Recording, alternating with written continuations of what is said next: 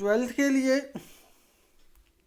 के लिए आज हम नया चैप्टर शुरू करेंगे। चैप्टर नंबर 13 ये है India's external relation.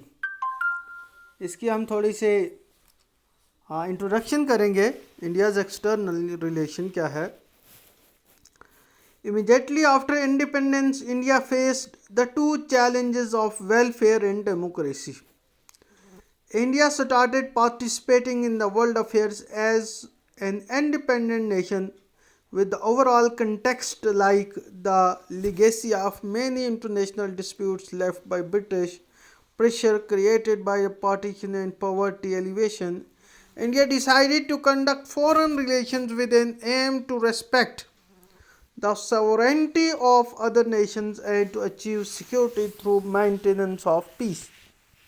Nehru was the chief architect of India's foreign policy with the objective of preserving sovereignty of India, protection of territorial integrity and promotion of rapid economic development. Hence, India adopted NAM to stay away from military blocs. जब India को आज़ादी मिली तो उस वक़्त जो prime minister interim prime minister बना, बाद में जो 2 टर्म्स के लिए प्राइम मिनिस्टर बना, वो था जवाहरलाल नेहरू। जवाहरलाल नेहरू जो था वो चीफ आर्किटेक्ट था इंडिया की फॉरेन पॉलिसी का। ऑब्जेक्टिव क्या थे? प्रिजर्विंग सॉवरेनिटी ऑफ इंडिया, और दूसरा था protection of territorial integrity and promotion of rapid economic development. तो ये 3 ऑब्जेक्टिव थे उस वक़्त इंडिया के सामने। इसलिए इंडिया ने अडॉप्ट किया non aligned movement to stay away from military blocs, ताकि उनकी जो फॉरेन पॉलिसी है, उनके जो एक्सटर्नल रिलेशंस हैं, वो इंडिपेंडेंट रहें किसी भी सुपर पावर से, किसी भी पावर ब्लॉक से। ठीक है, क्योंकि इंडिया को बहुत सारी चैलेंज फेस करनी थी, जैसे वेलफेयर, डेमोक्रेसी, इसी तरह वो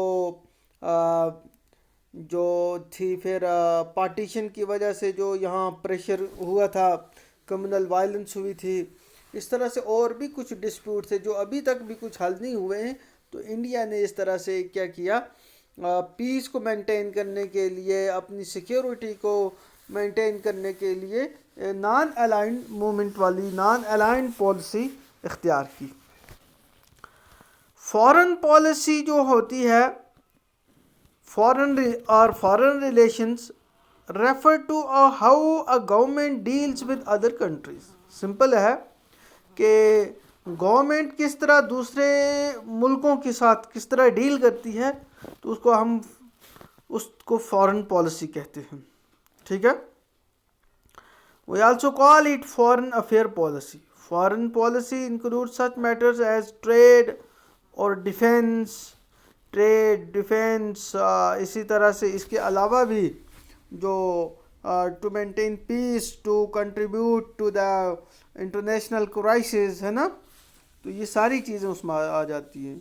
how to maintain relations with other, कि क्या रिलेशन रखनी है, ट्रेड करनी है नहीं करनी है, डिफेंस सिस्टम उनके साथ डिफेंस ट्रेड करनी है नहीं करनी है, या डिफेंस पैक्ट कोई एग्रीमेंट करना है या नहीं करना है, किस मुल्क के साथ किस तरह चलना है, और अपने मुल्क के नेशनल इंटरेस्ट को बचाने के लिए किस तरह से दूसरों मुल्कों के साथ रिलेशन रखनी है। The government chooses its foreign policy to safeguard the interest of the nation and its citizen.